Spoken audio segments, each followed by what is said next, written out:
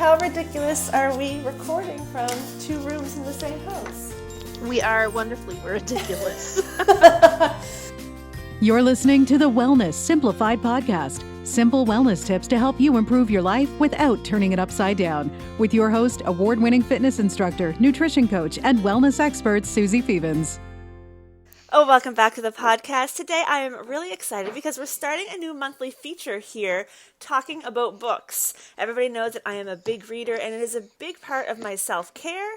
And I thought it would be fun to bring on one of my friends to find out what they are reading on a monthly basis, see what they have been reading lately, and have a little book chat. So today is very special because my very first guest is Lori Byrne from farmfreshstyle.ca, and you can find her on the social medias at farmfreshstyle. And it's special because we are currently in the same building and we're just hiding in different rooms to record this podcast because I spent the weekend with Lori at her very first Refresh retreat in Cape Breton. Hi, Lori. Hello, Suzi. I haven't seen you in so long. How are you doing? Yes, it's been 5 whole seconds. I know. I am doing so well. I'm really excited to talk to you, and I'm so excited that we get to do this one, the very first one together, even if we are hiding in different rooms. I'm excited to do my very first podcast with you. Ooh. Have you not been on any podcasts before? No, I haven't. Well, I'm very happy to take your podcast virginity. So do you want to tell us a little bit about you and maybe a little bit about what your reading life looks like? Sure. So my day job, I'm an interior designer. I work for a firm in Truro, and I'm there, it's regular office hours, 9 to 5. And so I enjoy at the end of my day, curling up with a good book in my nice cozy bed and tucking in at the end of the day that way. And I've got, a really fun book. One of the things that on Farm Fresh Style, one of the things that I like to share about is joy in the ordinary things. Mm-hmm. And so I was listening actually to another podcast, and they had mentioned this book called Joyful by Ingrid Fattel-Lee. Mm-hmm. And it says the byline is the surprising power of ordinary things to create extraordinary happiness. So it's like perfectly me. And so I'm not very far into it yet, but they're talking about where I'm in the section I'm in right now. They're talking about color, which color is like that's so Lori. Yeah, it's my word for 2019. And I mean, I live my life immersed in color. That's such a huge part of my day-to-day job. Mm-hmm. And color makes me happy.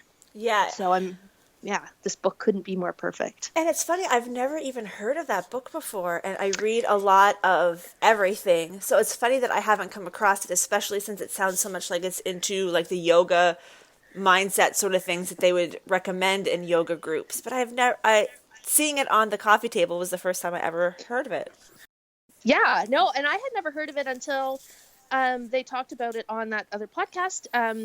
And it came up a couple times on that podcast. And I was like, I have got to get my hands on that mm-hmm. book. So I ordered it. And I've been kind of digging into it at the end of the day. Awesome. So do you find that you tend to go for nonfiction titles, or does this just happen to be one that you're into right now?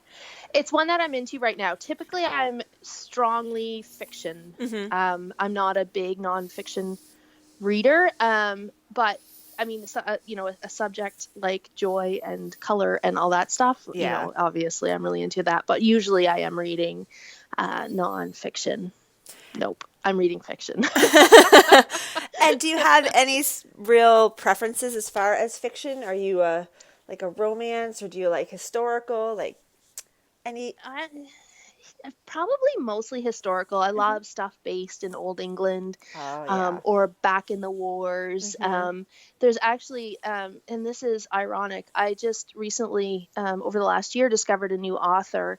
And the funny thing is I've met her in person before I actually read any of her books. Oh. And yeah. Is she from the Maritimes, or she just happened? She is, yeah. Oh, wow. She's from River John. Her name is Linda Little. Oh. And she is a phenomenal writer. And so I've read 2 of her books, Scotch River and Grist. And they are they're, set back. Grist was set further back than Scotch River, but they are fantastic reads. I Oh, that's cannot cool. recommend her work enough. Yeah. Yeah, I'll have to check those out. I do enjoy historical fiction. I like most everything except ghost stories. Yeah, no, I would agree with that.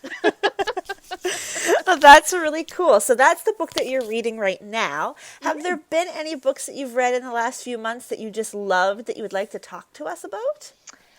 Well, one of the books that we read in our book club that a group of the local girls have started, we read Educated by Tara Westover. Yeah. And that was a really interesting read because the things that happened, it sounds like it's crazy enough that nobody really could have lived that, but it is, this is her story. Yeah. And so that book really, really, really stuck with me a lot. And that was, it was a fantastic, just the story was crazy. It's crazy. Yeah, I know general what it's about. I haven't read it yet because, I like to use the library and I am way down on the list. So so I will get there eventually, but I do know that the story is quite captivating.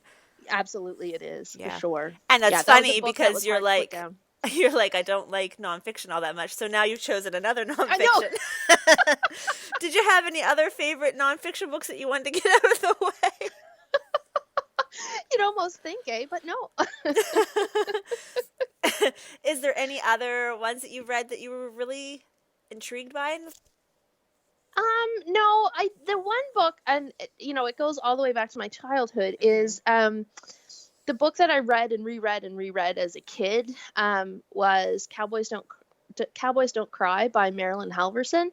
Oh. I read that book over enough times that it completely fell apart. You can take it by section with you. And, I think that we didn't go to the library. So we didn't go to the library very often, I should say. But, so we read and reread whatever was on the bookshelves at home. And so that was one of the books that I read a lot as a kid. And I'm thinking I need to actually find my copy of it and give it to my daughter to read now. Because I probably started reading that book around the age that she's at now. So. And you probably related to that book. It sounds like it was a farmy sort of book. And do you want to tell people a little bit about your background and why that might be something that you would relate to? Now that I've said that. So I grew up in a farming community. So I grew up I'm a dairy farmer's daughter, and then when Dad semi-retired, he switched to sheep. And so, we have a little bit of a hobby farm. So my daughter has some sheep and my other daughter has a pony, and we've got bunnies and a cat and a dog. And so, it's kind of that, that same pretty, country lifestyle that we live. So yeah. Well, I don't have a hobby farm, but I still live very much in the country. So yes, I am very familiar, not as familiar as you, but very familiar just the same. Are there any books coming up that you're excited to read or you're looking forward to read, or are you just kind of playing it by the seat of your pants? I am, just definitely flying by the seat of my pants. I actually, because we are in Cape Breton, my best friend Janice always passes her books along to me. So I'm actually going home with 3 new books. And to be perfectly honest, I haven't even looked at the titles yet. So, but I'll dig into those after I make it through Joyful. Oh, and I wanted to know if there was any books that you've read lately that you really hated. Sometimes it's fun to find out what people hate or dislike, if you don't want to use the word hate, more so than what they liked. And again, it's one of the book club books. It was kind of funny because, we had all talked, we all come to the table and we kind of make suggestions and stuff. And so we had decided on reading Wild by Cheryl Strayed. And I think I was the only one from the book club who actually even made it through the book. And I was really? Yeah. I did actually enjoy it, but you know what bothered me about that book? Why does everybody have to be on drugs? No kidding. I had the same problem with celebrity memoirs. I didn't read that one. Well, no, just celebrities. Just right? in general. Yeah. Gotcha. Why does everybody have to be on cocaine? Can anybody just not live a life? It irritates me to no end that I was and then we went out and got high. I don't need to know. Yeah, no, I know. It just and the thing that came out of reading Wild, I was just kind of like, "Yeah, you know what? She's just a little bit spoiled. Like she just is She so was. self-centered." And Yeah. yeah, it was, anyway, I'm not going to be hiking the Pacific Coast Trail based on that book anytime soon. Well, I don't want to even sleep outside without a building around me. So I'm definitely not doing that. I won't sleep in a Not doing that. tent unless there's like some terrible grave circumstance. So that's not something that's ever going to happen to me either. That's funny. No. So I thought I would share a couple of the books that I've read lately that I really Because enjoyed. you just finished a good one. Yeah, it might be my favorite of the year so far, actually. I finished it while we were Ooh. here in our beautiful turquoise cottage, and it was The Hating Game by Sally Thorne, and it is a fiction. And it's kind of like, I like to read like Hallmark movies made into books. Like, I don't like full-on romance. Like, I'm not into romance novels, but I kind of like the romantic comedy type of books. And this one was really well done, and it was these two people, and they are the executive assistants for two co-CEOs, and they hate each other, and they have this office where they're facing each other, and they're alone almost all day, and they just play these passive aggressive games with one another, like the staring game or Oh my all these goodness. things, and then they're both up for the same promotion. I should say it's a man and a woman. It doesn't matter, but it is a man and a woman. They both come up for the same promotion, and like they're both like, I'm going to get this, you are not going to get it, I'm going to be your boss. And then they make this deal that whoever gets it, the other person's going to quit, just because they know that they could never have one over the other. Like, they would just both be miserable. So they Wow. make this deal, and then it turns out that they discover the line between love and hate is very, very thin, and it kind of unravels from there. But it was really, really good. And when I looked it up on Goodreads, a lot of people said the same thing. Like, sometimes you read these books and you really enjoy it, and you look it up on Goodreads and everybody just tears it to pieces, and then you're like, did I really like it that much? I don't even know, like peer pressure. But this one, all the ones that I read on the first page, everyone was like, I've read this book 6 times. Like, it's just so well done, and it was funny, and yeah, I really, really enjoyed Wow. it. So I'm looking Good. forward to getting my hands on the audio, because I think I'd enjoy listening to the audio on that one. Do you do Yeah. a lot of your reading by audio? I don't know that I would say a lot. I usually have one on the go, but sometimes they take me a long time to get through. So another one that I did really like was Michelle Obama's Becoming, but I Right. bought the audio for that in like November. I bought it when it first came out, and I only finished it a couple weeks ago because, well, first it was like a 20-some hour audiobook. That's a Wow. long time. And I mean, that's a dry subject, listening to somebody's life in the political eye for 20 hours. And she pronounces her words so fully and nicely that it was so slow. And I know I made that comment in my post that I had to bump it up to 1.25 speed just to make it sound like normal person talking. Because otherwise it was just like she speaks each word so well, right? It was so slow. I was like, I need to get this moving a little bit. And I don't usually do that. My friend Zoe, I always pick on her because she like listens to things at 1.5 and 2 times speed. And I'm like, Oh my what? goodness. What are you even doing? And she's like, I feel so accomplished. It's like, you're like, no, I can't. So when I posted that, she commented, and she's like, look at you encouraging someone to read at 1.25 speed. I was like, all right, simmer down a little, simmer down. But yeah, I really did enjoy Michelle Obama's book. I'm not sure if I would have enjoyed it more in the written form. Was it you that said that was coming up for your book club? Or was that somebody Yes, else? yes, Yeah. it is. That's our next one for our book club. Yeah, I think I would have liked it better in written form because it would have gone a lot faster. But it was really interesting because you find out all these things that you never really considered. Like, she didn't want anything to do with politics. Wow. I mean, that's not a huge spoiler, but yeah, she didn't want anything to do with politics, and she didn't really want him to run for president. She just wanted him to come home and take care of their family because he was always on the road. And then you get sort of the behind the scenes of living in the White House, and it was really, really interesting. But the audio I found very slow. Yeah, no, I am looking forward to reading that one. Just And because I then- have heard so many interesting things about it. Yeah, and like the epilogue, oh, that really got me. The epilogue did. It got me because, of course, she wrote it after the whole Trump is in, Anyway, we're not going to get into politics, Right. but it was very, very No. interesting. It was very interesting. So I did really like that one. And I'm just going to tell one that I really hated. And it still hurts me that I hated this book so much. I really enjoy YA, young adult books. Yes. And I had read two full series by Cassandra Clare. She wrote the Shadowhunters series. They have a Netflix series that just wrapped about that.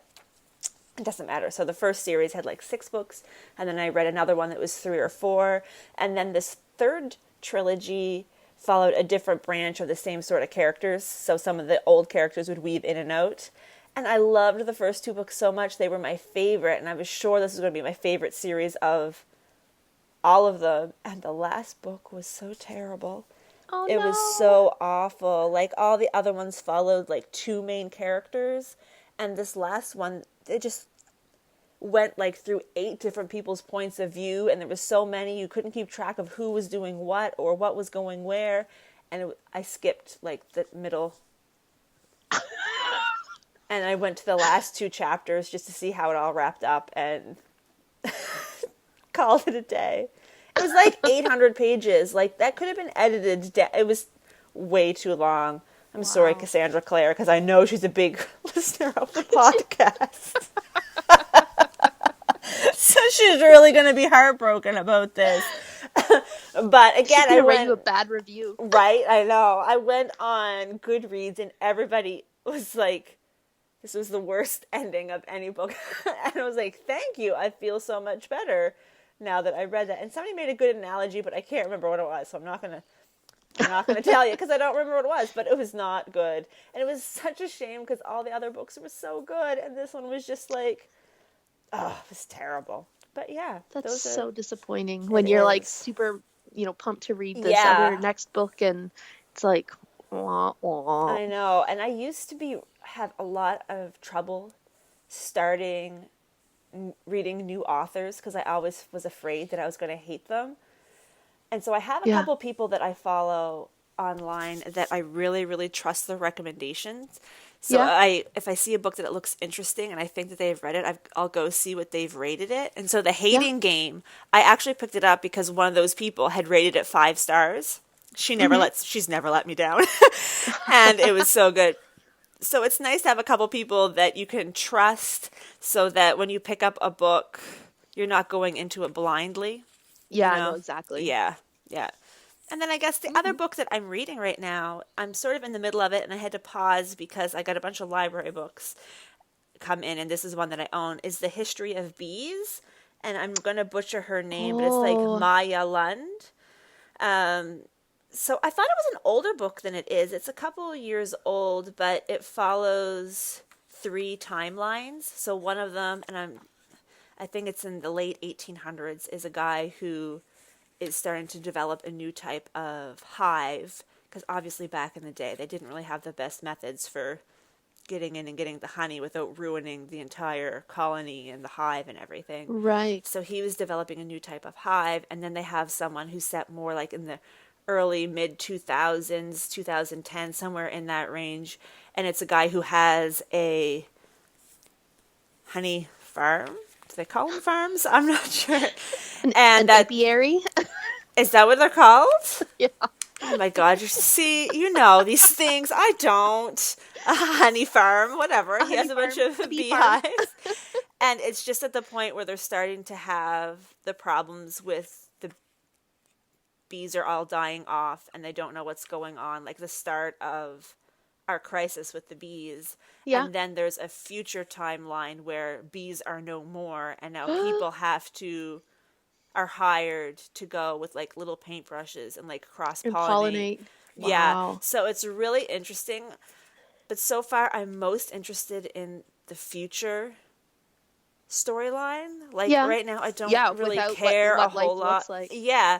And so I'm having a hard time sort of getting into, even though I enjoy historical fiction, I'm having a hard time getting into the past storyline and even the quote unquote present tense storyline, just because the future one is so interesting.